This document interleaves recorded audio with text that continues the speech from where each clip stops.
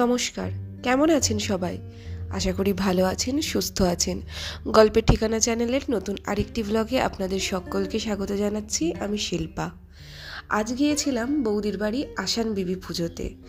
জানি এই পুজোটার সাথে হয়তো আপনারা অনেকেই পরিচিত নন, আমিও একেবারেই পরিচিত ছিলাম না। ইভেন আমি ফার্স্ট টাইম শুনলাম এরকম কোনো পুজো হয়। তো তাই সকালবেলায় স্নান টান করে বৌদির বাড়ি চলে গেলাম এই পুজোর জন্য। এই পুজোর বেশ কয়েকটা নিয়ম আছে। তার আগে যদিও বলি, এই আসান বিবি পুজোটা শুনেই বুঝতে পারছেন কথাটার মধ্যে একটা মুশকিল আসান রয়েছে। এই পুজোটা করা হয় আপনার সংসারে কোনো সমস্যা বা আপনার নিজের লাইফে কোনো সমস্যা, সেই সমস্যা থেকে দূর করার জন্য এটা একটা ব্রতকথা হিসেবে পুজোটা করা হয়। পুজোতে যিনি পুজোটি সংকল্প করেছেন তিনি ছাড়াও আরও 7জন সধবা মহিলা বসেন। আর প্রথমে প্রত্যেকের পায়ে আলতা পরিয়ে তারপর সবাইকে এই পুজোতে বসানো হয়। আর বাকি ব্রতর মতো এই পুজোটিও প্রায় 4 বছর আপনাকে করতে হবে। আর এই পুজোর মেন ইনগ্রিডিয়েন্টসই হচ্ছে গুড় এবং ছোলা। আর এছাড়াও এই পুজোটি করতে অন্য কোনো রঙের ফুলের প্রয়োজন হয় না, লাল ফুল চাই। তাই এই পুজোতে জবা ফুলের প্রয়োজন। প্রথমে সবাই মিলে একটা ঘট পেতে সেখানে সবাই মিলে 8জন গোল হয়ে বসে। তারপর প্রত্যেকের আঁচলে 7বার করে গুড় আর ছোলা দেওয়া হয়। আর তারপর এই যে এখানে দেখছেন সবাই মিলে বসেছে, এই ঘরটির পাশে 7টি মাটির ঢিলা। আর সবাই মিলে এই ঘরটাকে 7টা না 8জন মিলে পুজো করে। 8টা চন্দনের টিকা, সিঁদুরের টিকা, তারপর সবাই মিলে জল ঢালবে।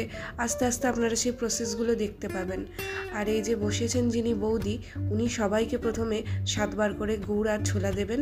আর লাস্টে সবাই মিলে আবার সেই গুড় আর ছোলা একটু একটু করে আবার বৌদির আঁচলে দেবেন। এখন সবার মধ্যে এই গুড় আর ছোলার বিতরণ কমপ্লিট হয়ে গেলে এবার পুজোটা শুরু হবে। আর এইভাবে 8জন মিলে ঘরটিকে পুজো করার পর সবাই মিলে ব্রতকথা শুনবে। ব্রতকথাটি যিনি সংকল্প রেখেছেন উনিই পড়বেন।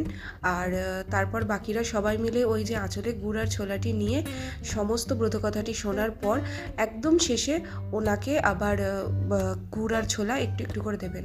ছোলা মানে এখানে ভেজানো ছোলা না, এখানে ভাজা ছোলা ইউজ করা হয়।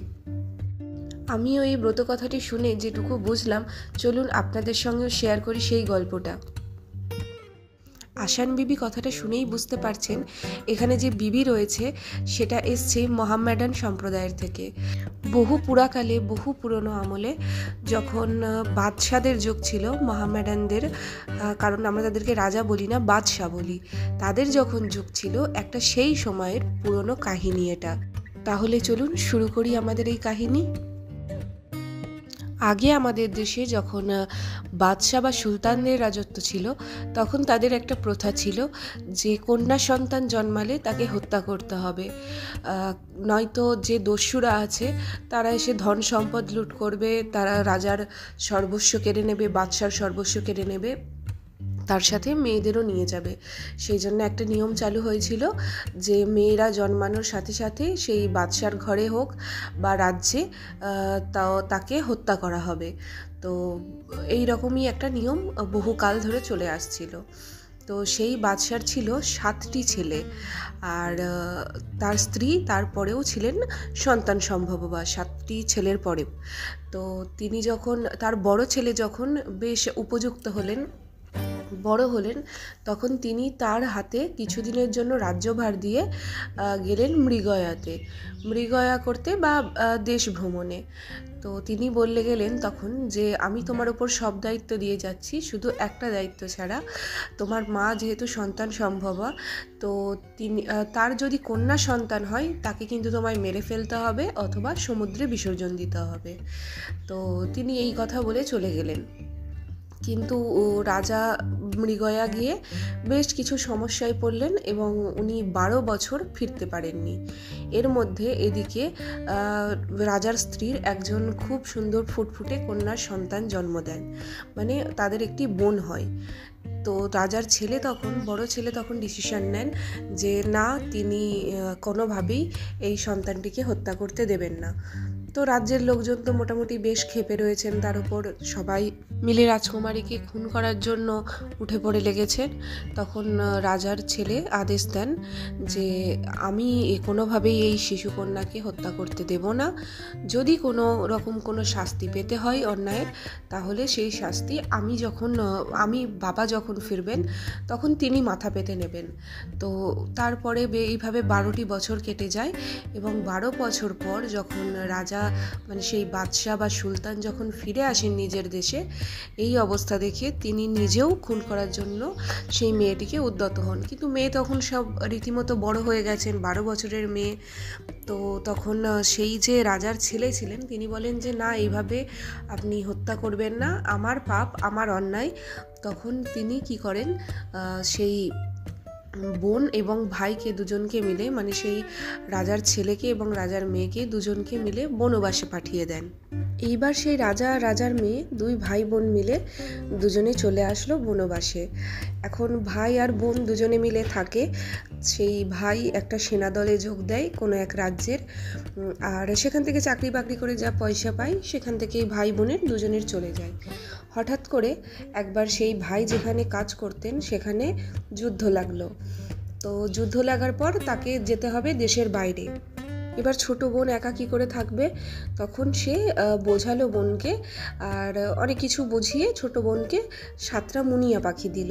এবার মুনিয়া পাখি দিয়ে বলল, এই যে মুনিয়া পাখিগুলো আছে এদেরকে তুমি রোজ দানা পানি দেবে, খেতে দেবে, আর এরা যতদিন ভালো থাকবে জানবে আমি ভালো আছি, এদের যদি কোনো ক্ষতি হয় তাহলে জানবে যে আমারও কোনো ক্ষতি হয়েছে। এই বলে দাদা চলে গেল যুদ্ধে, আর ছোট বোন ঘরে একাই রয়েছে। তো এইভাবে আস্তে আস্তে দিন যায়। দিন যেতে যেতে হঠাৎ করে একদিন ছোট মেয়ে তো খেলতে খেলতে যাই হোক করে ভুলে গেছে বা পাখিগুলোকে দানা পানি দিতে। তো পরের দিন ঘুম থেকে উঠে দেখছে যে 7টা মুনিয়া পাখি একদম মরে পড়ে আছে। সে তখন বিরাট কান্নাকাটি করছে। তখন কি করবে।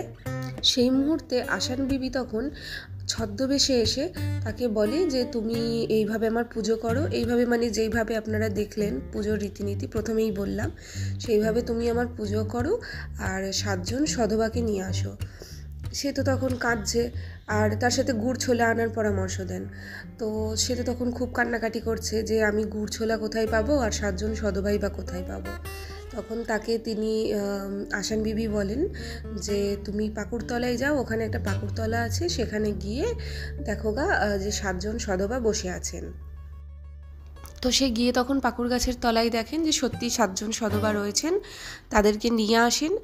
আর তারপর সে ভাবতে থাকে আমি গুড় ছোলা কোথায় পাবো, কারণ পুজোর তো সেটাই মেন প্রসাদ। তো সে তখন কাঁদতে কাঁদতে একটা বরযাত্রীর কাছে যায়, বরযাত্রীর দল যাচ্ছিল, তাদের কাছে গিয়ে কিছু পয়সা চাই গুড় ছোলা কেনার জন্য, কিন্তু তারা তাকে না দিয়ে কি করে ভাগিয়ে দেয়। আর তারপর সেখান থেকে সে চলে আসার পর একটা সব যাত্রী যাচ্ছিল তার মৃতদেহ নিয়ে। তো সেখানে গিয়ে যখন চাই তারা তাকে পয়সা দেয় গুড় ছোলা কেনার জন্য। তো মায়ের কৃপায় কি হলো যে সব যাত্রী যারা ছিল তাদের যে মৃতদেহ ছিল সে কী করলো, চিতার উপর জীবন্ত হয়ে বেঁচে উঠল, আর যে বরযাত্রী যাচ্ছিল সে মারা গেল। তো এরপর সে এইসব প্রসাদ কিনে নিয়ে এসে 7 জনকে নিয়ে যখন পুজোয় বসলো তখন জিজ্ঞাসা করলো যে ঠাকুরের পুজো তো হবে, তো আমি কি ব্রত কথা কি শোনাবো। তখন সেই ছদ্মবেশী আসান বিবি মা বললেন যে কোনো অসুবিধা নেই, তোমার জীবন কাহিনী যেটা তুমি সেটাই শোনাবে। এইভাবে পুজো করার পর সত্যি 7টা মুনিয়া পাখি বেঁচে উঠলো। আর তারপর কয়েকদিন পর তার দাদাও ফিরে আসলো এবং সগর্বে তারাও আবার রাজ্যে ফিরে গিয়েছিল তাদের বাসস্থানে এবং খুব ভালোভাবে বসবাস করতে লাগলো। এইভাবেই আসান বিবির পুজো চালু হয়। তো যাই হোক, দেখো পুজোর পর আমি তোমাদের একটু বাইরেটাও ঘুরিয়ে নিয়ে আসলাম। বাইরে এত সুন্দর ফুলের গাছ দেখে মন জুড়িয়ে গেল। আর এদিকে তারপর এসে খাওয়া দাওয়া করে নিলাম। খাওয়া দাওয়াতে ছিল ভাত, ডাল, বেগুন ভাজা, আর ছিল মাছের ঝাল, আর একটা সবজি ছিল, আর ছিল আইসক্রিম লাস্টে গরমকালে গলা ঠান্ডা করার জন্য। আর তারপর খাওয়া দাওয়ার পর এখন প্রায় বেলা 2-2:30 বাজে। তো আমরা এখন ফিরছি বাড়ির উদ্দেশ্যে। একজন দাদা আমাদেরকে ছেড়ে দিয়ে আসছেন সকলকে। তাহলে চলুন আজকের ভিডিও এখানেই শেষ করছি। আবার দেখা হবে পরবর্তী ভিডিওতে। ততক্ষণ আপনারা ভালো থাকবেন, সুস্থ থাকবেন। আর ভিডিওটি ভালো লাগলে লাইক কমেন্টের মাধ্যমে জানাতে ভুলবেন না। আর যদি আমার চ্যানেলে নতুন হন প্লিজ আমার চ্যানেলটি সাবস্ক্রাইব করে আমার পাশে থাকবেন। তাহলে চলুন আজ আসি, দেখা হবে আবার পরের দিন।